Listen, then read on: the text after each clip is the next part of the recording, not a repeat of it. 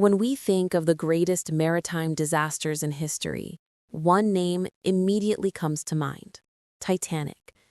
The unsinkable ship, lost on its maiden voyage after striking an iceberg. Over 1,500 people perished in that tragedy, and its story has been etched into our collective memory. But what if I told you that the Titanic was not the deadliest single ship sinking in history? What if I told you there was another sinking, a catastrophe so immense that it claimed 6 times more lives than the Titanic? A single, horrific night where over 9,000 people, including thousands of children, were lost to the freezing sea. This is the story of the Wilhelm Gustloff, a name largely forgotten, a tragedy lost in the fog of World War II. On January 30th, 1945, this ship, once a symbol of joy and luxury, became a frozen tomb in the Baltic Sea. This is not just the story of a shipwreck. It is the story of the horrific human cost of war and of the single deadliest maritime disaster the world has ever known. Our story begins in 1937 in Nazi Germany. The Blohm+Voss shipyards launched a magnificent new vessel, the MV Wilhelm Gustloff. This was no ordinary ship. It was the flagship of a Nazi political program called Kraft durch Freude, or Strength Through Joy. Its purpose was to provide affordable holidays and cruises for German workers, a propaganda tool designed to present a happy, prosperous image of the Third Reich to the world. Measuring over 684 feet long and weighing more than 25,000 tons, the Gustloff was a floating palace. It featured comfortable cabins, a swimming pool, spacious lounges, and even a cinema. In a gesture of supposed class equality, all cabins were the same size. For 17 months, the ship completed around 50 cruises, carrying over 65,000 people on holiday. It was a symbol of peace and pleasure, a vessel of manufactured happiness. But the shadow of war was looming, and the Gustloff's joyful days were numbered. When World War II began in September 1939, the Wilhelm Gustloff was requisitioned by the German Navy, the Kriegsmarine. Its role changed overnight.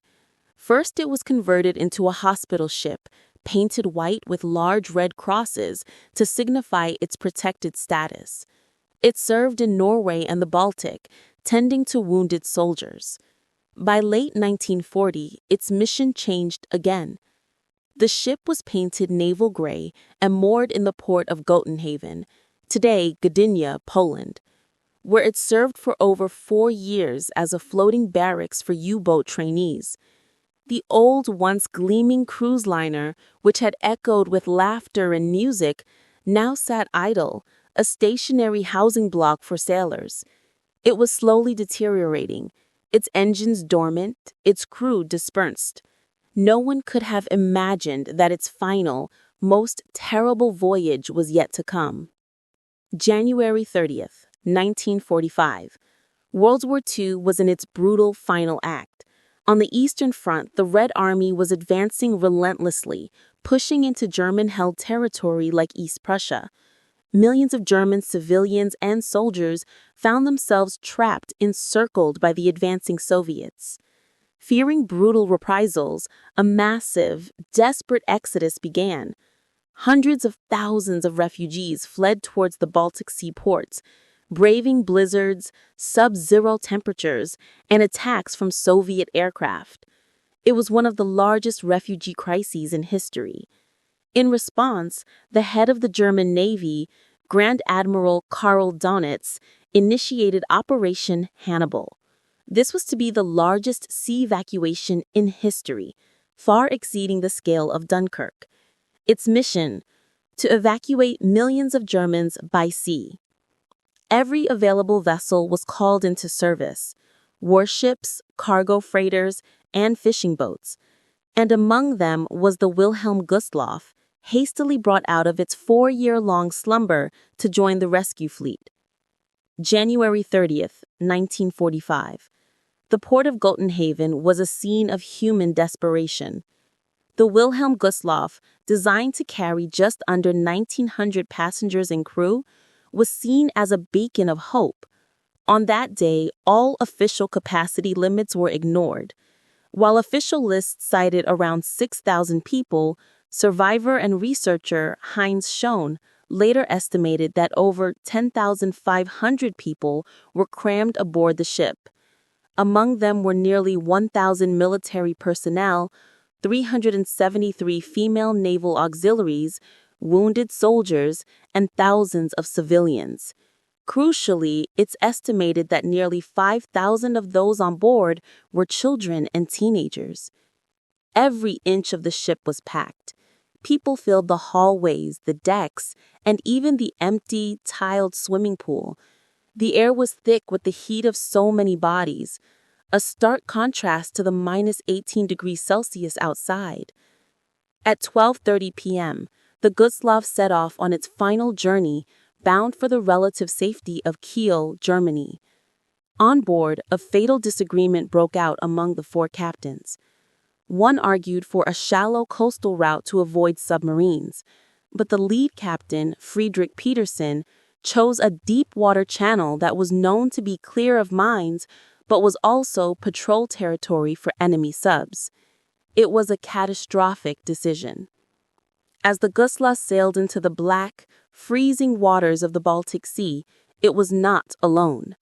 Lurking beneath the surface was the Soviet submarine S-13, commanded by Captain Alexander Marinesko. Marinesko was a skilled but controversial officer, facing a potential court-martial for drunkenness and dereliction of duty, and he was desperate for a major victory to save his career. The Gustloff's defenses were tragically inadequate. Its sole escort, a small torpedo boat, had inoperable sonar equipment due to the ice.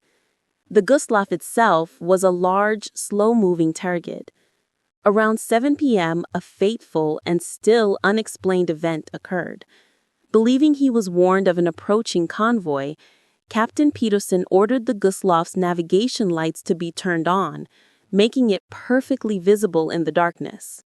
At around 9 p.m., Marinesko saw his chance.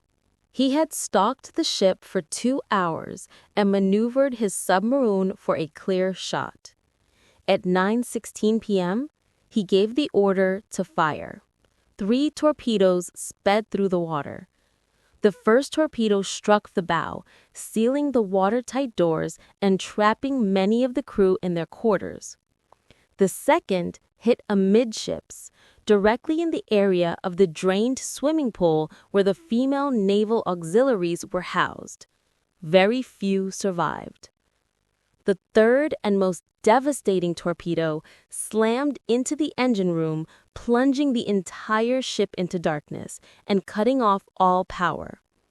A wave of sheer terror swept through the Gustloff.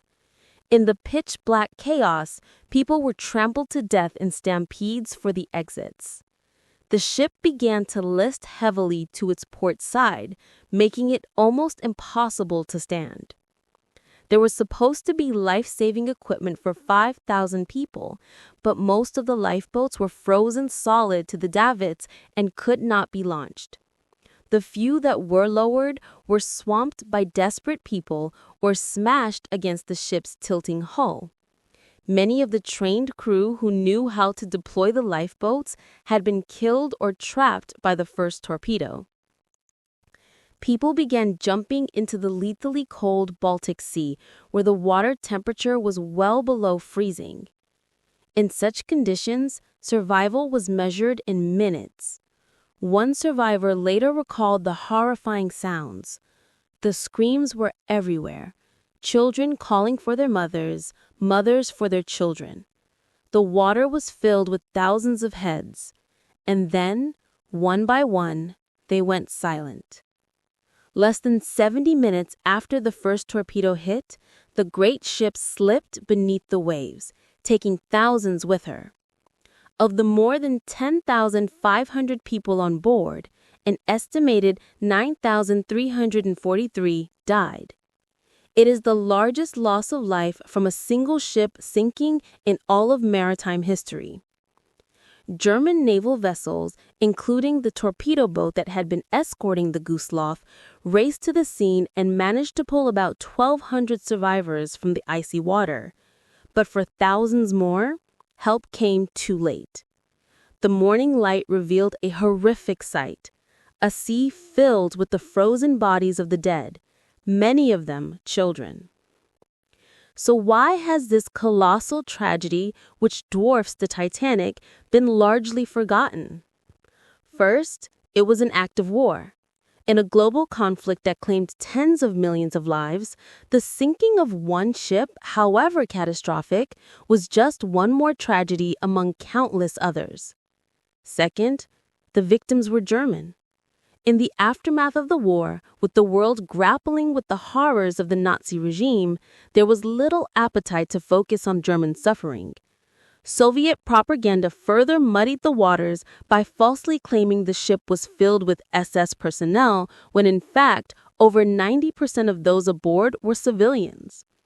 The submarine commander, Alexander Muranesco, was not immediately celebrated. Though he became the most successful submariner by tonnage sunk, his disciplinary issues led to a dishonorable discharge after the war. He was only posthumously named a hero of the Soviet Union in 1990. Today, the wreck of the Wilhelm Gustloff lies in 150 feet of water in the Baltic Sea, designated as an official war grave. It is a silent monument to that terrible night and a stark reminder of the true cost of war. The story of the Wilhelm Gustloff teaches us that in war, there are no real winners.